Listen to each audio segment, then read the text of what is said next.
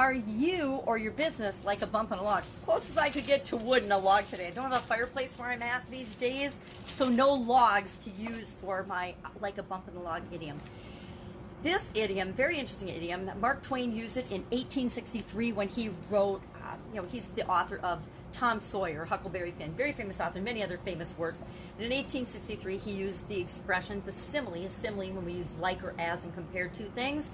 He used it to describe a person who was like a bump on a log, meaning they were immovable, they were inactive, they were not responsive, they were just like a bump on a log. Not much you could do with the bump on a log. It's just there, it's not moving, it's not going anywhere, it's not doing anything, it's not responding to anything. And there's so many ways that we can apply this to our businesses, right? Right now, especially during COVID-19 and the pandemic, some businesses are starting to open in my area, which is really exciting. Got my nails worked on yesterday and realized that they were definitely a casualty of COVID-19. But you know what? In 6 months, they'll be back and they'll be great and I will be happy and excited again. And they'll probably be better than they were before COVID-19 because I am on a mission to make sure everything in my life is better post-pandemic than it was before pandemic, and I'm bringing a whole bunch of people with me in that mission and in that vision. But what does being a bump on a log, what does that look like for you or your business? During COVID, maybe you're sitting dormant and you're just waiting for everything to reopen again. It's going to be June. I live on the border of Wisconsin and Minnesota, and Wisconsin is opening things up. We had that Supreme Court decision, and Minnesota is still closed until June 1st. Well, it's just a couple of weeks now away. So some businesses are sneaking and opening. They're not being bumps on a log. They're not being inactive. But they're also putting themselves at risk of fines and penalties and all kinds of things because they're going before the mandate for their particular municipality or their state in this case. So it's kind of pandemic, and there's more change than ever going on because some things are open, some things aren't. There's different rules and regulations. So are you sitting and just waiting for the all clear to go back to the way things were before? That would be being a bump on a log, being non-responsive, being inactive, not being proactive in terms of doing what you can with what you've got right now. So we see that. We see a lot of that in business all the time, right? There is so much of one of my most dreaded statements from people when I work with corporations is, well, that's just the way we've always done it, which tells me they have a fixed mindset. It's how they've always done it. It's worked for them, and they're not even really open to anything else being possible. When we have a fixed mindset versus open mindset, that's an example of being a bump on a log. And there's a difference between being committed to a position that we ultimately believe in versus, well, that's just the way we've always done it. You're saying, well, that's the way we've always done it here, and you're not really saying whether you agree with it or not. You're just saying this is the way it's always been. Now, how many of us live in the past?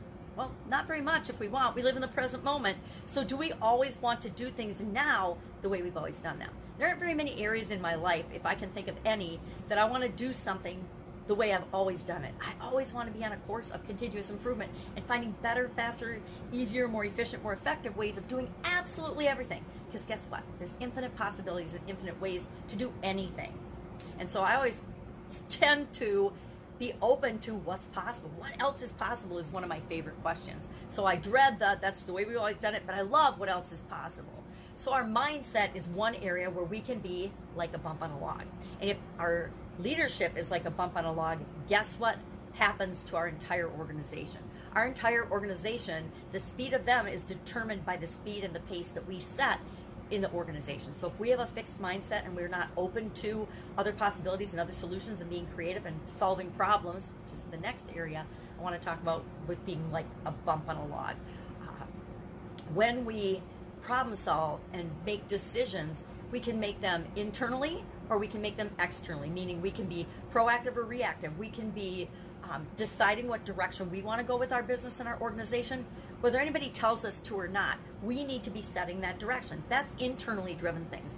External problem solving and decision making, I don't know why I'm saying in instead of ing today, making based on external things and being reactive, just whatever happens, we react and respond to it.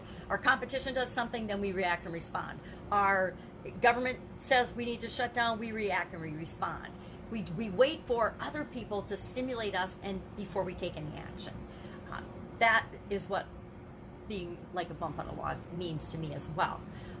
Long-term versus short-term decisions. If we make a lot of short-term decisions, especially during trying times and pandemic type times and chaotic times or challenging times, because we all have had challenging times in our business. They might not be as big as a pandemic or as externally driven as the pandemic and the impact that that's had on our businesses and our lives, but we've all had littler versions of this that we've dealt with and we've succeeded our way through, and we'll succeed our way through this as well. And the third thing that comes to mind when I think about this is, I think, fixed versus flexible mindset. And that always reminds me of negotiations. In corporate America, throughout my career, and then in my own businesses, I've been involved in a lot of negotiations. I was in real estate for several years, and that all involved negotiations, right? And what I found is that when one or both parties came in with an absolute positive, deadpan, fixed mindset and a fixed position that they weren't going to bend on no matter what, and it always made the negotiations take longer, be more unproductive, be more miserable than when the parties come in with a, hey, I want to make sure that both parties win in this situation. And I've been involved in all different types of negotiations. But if one side comes in and they're like, absolutely positively, I'm not going to take anything but this, it happens in any kind of place where there's a disagreement, right? It happens in divorces, it happens in buying and selling anything, businesses, real estate, supplies, vendors, everything. It comes involved in all kinds of things that we negotiate. And I have found by lots of positive and negative experiences in negotiating that if I'm always looking for a position where everybody can win, number one, I find it. We find what we look for. If I'm looking for a position of win-win or win-win-win for everybody involved in the situation, we'll see those and they'll come up. If we're not looking for them, if I'm only looking for my position and the other side's only looking for theirs, usually we'll come to an agreement eventually, but both sides feel bad about it. And to me, that feels like a failure. But if all parties come out feeling like they've won and they come out feeling good about it, then I think that it's been a positive experience for everybody and that everybody wins in that negotiation. The other thing is, often we're put in a position where we act like a bump on a log for several reasons. We might procrastination, spinning our wheels, going around and around in circles or being on that hamster wheel, not committing to something, making excuses or blaming or living in the past or believing something or objections. All of those are forms to me of fear in a given situation. And fear causes us to act like a bump on a log. If we're afraid of something, we're never going to act if we don't, drum up the courage, because courage isn't the absence of fear. Courage is acting in spite of fear. And as leaders and business owners, it's up to us to be courageous and to continue to act, even though sometimes we'd rather just, tuck under the blankets and act like a bump on the log. And I love this expression. If you've got kids that play video games, nowadays all you have to do is look around and you see people locked on their phones and they can't do anything but look down at their phones. To me, that's behaving like a bump on a log. If you're so tied into your phone and social media that you can't even interact with other human beings, that's being a bump on a log. The ex watching sports was like a bump on the log. I mean, there was no interrupting, there was no moving as that focus and concentration was going on. So sometimes it's awesome when we act like a bump on a log and we're concentrated and focused and committed to getting something done, a task done, and we're moving toward that. But if you're moving towards something, you are active and you're not really a bump on a log. Love to know your experience with this expression. Guarantee I've used it. Guaranteed I've been accused of it as well throughout the years. But it is a good and very visual and easy to understand idiom, simile, expression.